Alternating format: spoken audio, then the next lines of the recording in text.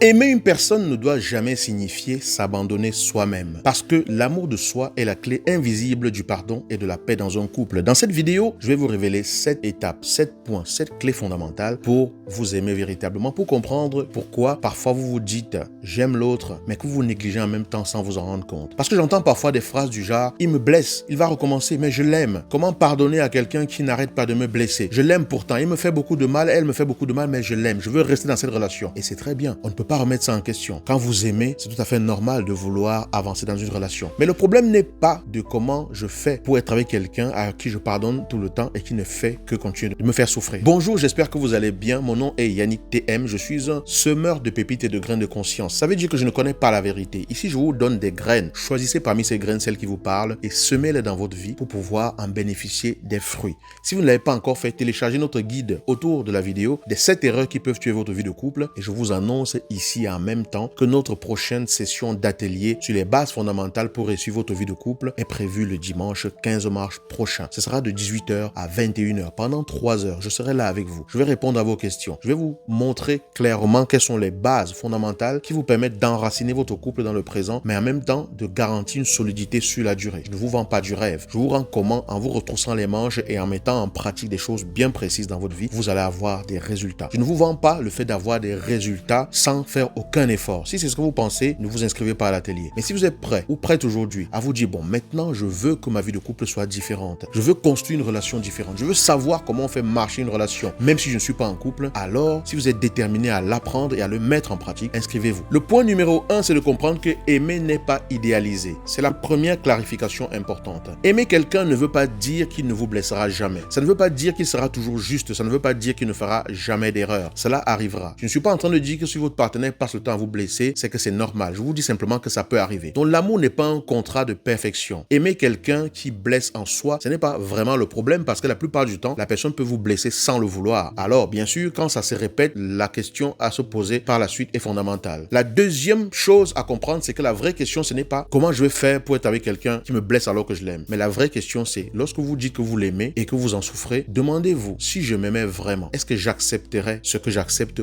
aujourd'hui? Si je m'aimais vraiment moi-même, est-ce que je me laisserais être rabaissé régulièrement? Est-ce que je minimiserais ce que je ressens? Est-ce que je me dirais moi-même intérieurement à moi, ce n'est pas grave, je l'aime, ça va aller, ça va s'améliorer tout seul? Si je m'aimais moi, est-ce que j'accepterais cela? Qu'est-ce qui se passe dans mon cœur lorsque je me pose cette question? Parce que se poser cette question, ce n'est pas une accusation, c'est juste un miroir. Parce que la vraie question, c'est encore celle-là. Le vrai problème, ce n'est pas de se dire, oui, il m'a blessé, elle m'a blessé. Le vrai problème commence lorsque aimer l'autre signifie que vous vous perdez vous-même. C'est lorsque aimer l'autre signifie qu'on oublie de s'aimer. On pense que la solution, c'est à l'extérieur. On pense que la solution, c'est que l'autre change. C'est que l'autre comprenne et fasse plus d'efforts. C'est que l'autre demande pardon. C'est que l'autre fasse ce qu'on veut ou ce qu'il faut. Mais très peu se posent vraiment cette question. Quand je dis que je l'aime, qui m'aime moi? Quand vous dites que vous l'aimez, qui vous aime vous? Et encore, plus de personnes ne se posent pas la question de savoir est-ce que je m'aime moi au moins autant que je l'aime lui? Ça, c'est une question fondamentale. Et là, on rentre dans le troisième point. C'est la définition claire de ce qu'on appelle l'amour de soi. Et là, on va être très simple. S'aimer, ce n'est pas chercher ce qui me plaît à chaque fois. S'aimer, c'est vouloir mon propre bien. Même si ce bien passe parfois par des étapes inconfortables. Parfois, cela demande du courage. Parfois, cela passe par des décisions qui ne vont pas être agréables à prendre. Mais parce que je capitalise sur le bien-être que cela va m'apporter par la suite. S'aimer, c'est vouloir tellement mon bien que je suis prêt à traverser l'inconfort pour rester aligné avec ce qui est juste pour moi. Par exemple, quand on aime profondément son enfant, on ne dit pas oui à tout ce que l'enfant demande. On pose des limites. On dit non parce qu'on pense à ce que l'enfant deviendra plus tard, pas seulement à ce qu'il ressent sur le moment. Et est-ce que nous appliquons cela à nous-mêmes? L'amour pense plus loin que le plaisir immédiat. Donc, est-ce que vous vous aimez vraiment suffisamment? Parce que si c'est le cas, la suite va être beaucoup plus simple. Le point numéro 4, c'est de comprendre que aimer l'autre aussi, c'est donc vouloir son bien, pas le posséder. Aimer quelqu'un vraiment, ce n'est pas vouloir qu'il me fasse du bien à tout prix. Ce n'est pas vouloir qu'il comble mes désirs et mes manques comme je le veux. Ce n'est pas vouloir qu'il se plie à toutes mes attentes. C'est mettre son bien-être en termes d'être humain qui évolue au-devant de tout. Oui, je sais, c'est pas facile. Cela demande une certaine progression de nous-mêmes. Aimer quelqu'un, c'est vouloir son bien. Même si parfois ce bien passe par une confrontation, par une limite qu'on pose, par une distance, parfois par une remise en question. Vous voyez? Donc, dire à quelqu'un, je t'aime, mais je ne peux plus accepter ce comportement, ce n'est pas un manque d'amour. Au contraire, c'est une expression mature de l'amour. On peut aimer une personne et lui dire, là, il faut que tu arrêtes de faire ça parce que je n'apprécie pas que tu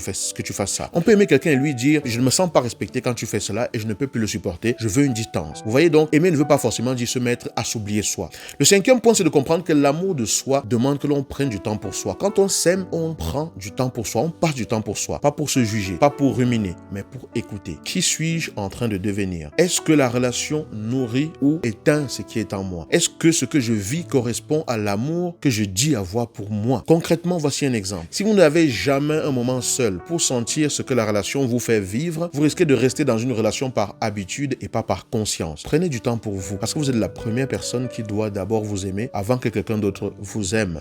Le sixième point, c'est de comprendre que le pardon, c'est un soin qu'on fait à soi-même, pas une permission qu'on donne à l'autre. Le pardon n'est pas une obligation morale. Le pardon n'est pas un cadeau qu'on fait à quelqu'un. Le pardon est un soin de l'âme qu'on s'apporte à soi-même. Donc pardonner, c'est refuser de rester prisonnier du ressentiment. Mais attention, pardonner ne veut pas dire forcément rester dans le même schéma. Pardonner ne veut pas dire on continue sans aucun changement. C'est très important à comprendre. On a d'ailleurs parlé de ça dans la dernière vidéo. Je peux dire à une personne je te pardonne, mais si rien ne change, je ne peux plus continuer comme ça avec toi. On peut dire à une personne je te pardonne, mais si ça continue ainsi, on va devoir se séparer. Je t'aime, mais je ne peux pas continuer avec toi parce que vivre avec toi signifie que je m'aime moins, vu tes comportements. Le septième point, c'est de comprendre que la clarté mène aux décisions justes. Moi, je ne dirais jamais à une personne quitte ton partenaire, quitte ta partenaire, reste dans la relation. Je ne dirais jamais ça. Parce qu'une décision juste ne vient jamais de la pression, elle vient de la clarté. Je peux vous aider à avoir de la clarté sur où vous en êtes. Quand vous aimez suffisamment, vous voyez plus clair. Vous sentez les choses de façon plus juste. Vous savez ce que vous avez à faire. Personne n'a besoin de vous pousser à le faire. Parce que vous êtes devenu la personne capable de décider par elle-même. Et le but de cette vidéo est justement de vous apporter cette clarté-là. En conclusion, vous devez comprendre que aimer l'autre ne doit jamais signifier s'abandonner soi-même. L'amour de soi n'est pas l'ennemi du couple. Il est la fondation du couple. Oui, on peut apprendre toute sa vie à s'aimer. On apprend toujours à s'aimer plus avec le temps, mais c'est fondamental. Parce que c'est à partir de vous que vous apprenez à aimer l'autre sans vous perdre. On a d'ailleurs une grande citation